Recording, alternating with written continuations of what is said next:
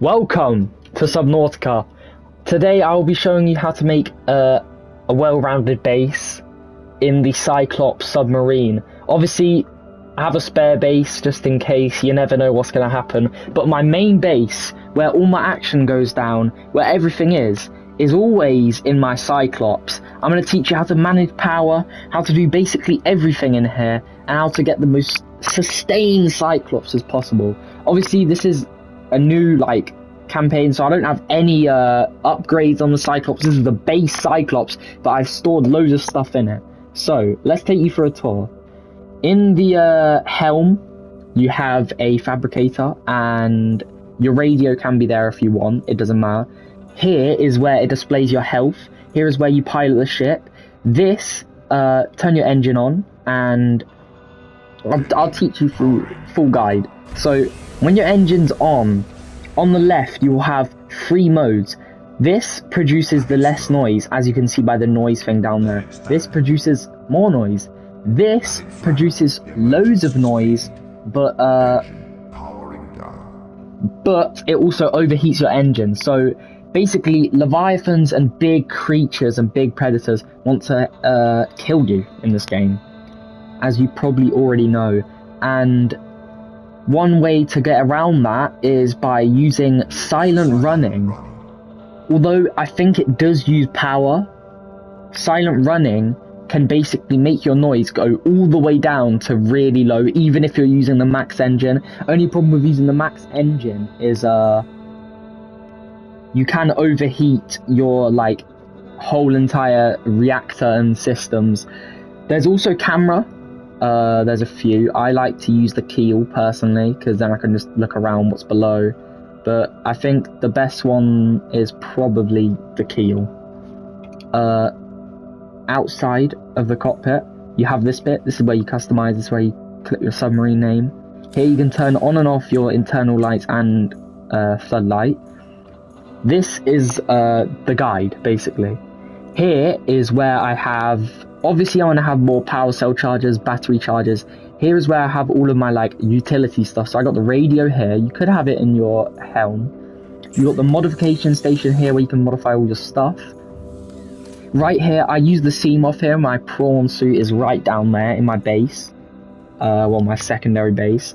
The Seamoth in here, you got the medical first aid kit. Look at that, let's heal up. I have an aquarium. This is completely optional. It does nothing. I just like how it looks. I also have these are called marble melons, or whatever the hell they're called, and they can basically do stuff. This is a decoy launcher.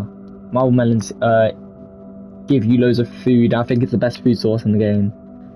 Decoy launchers is basically say a Leviathan is chasing you down, or it sees you. You can launch one of these decoys and it will lure it off. So if you want a Leviathan class creature to just move out the way, or a huge predator to move out the way, you can use the decoy launcher to basically send it off wherever you want. And you just activate it in your cockpit and you can load them in through here. Here you have your engine.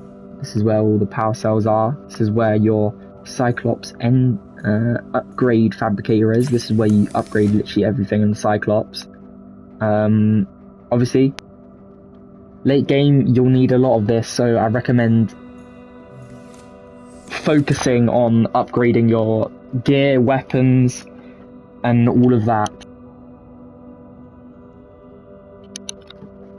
There's also, here is your power cells. Mine is really low on power. It's like 9%. They'll say the charge, and it'll also say percent of all of them when you're driving at the top. Keep in mind that without upgrades, the Cyclops can't go that deep, or else the helm will crush. It's like the other one, the Seamoth.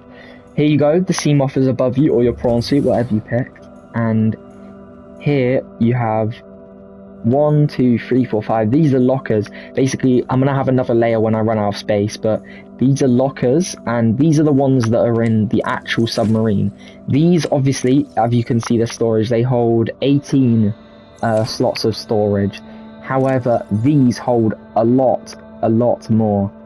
I think it's nearly 2 times as much as these ones. So what I'm going to do is I'm going to layer these up and up, and then maybe cover these ones. It's up to you though, completely up to you.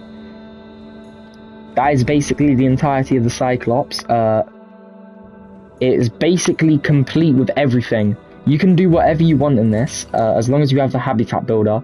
The only thing that you can't do is you can't get like water filtration machines or the bioreactor in here.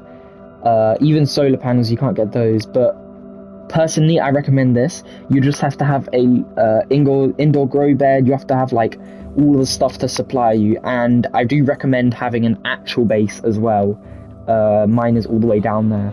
The CMOF you can use in here to just basically power through everything. So if you want a little expedition but you don't want to take the Cyclops because it's too small, keep your CMOS or prawn suit in here. I recommend CMOS for early game, but prawn suit is definitely way better late game. Anyway, that's the Cyclops for you. Thank you and goodbye.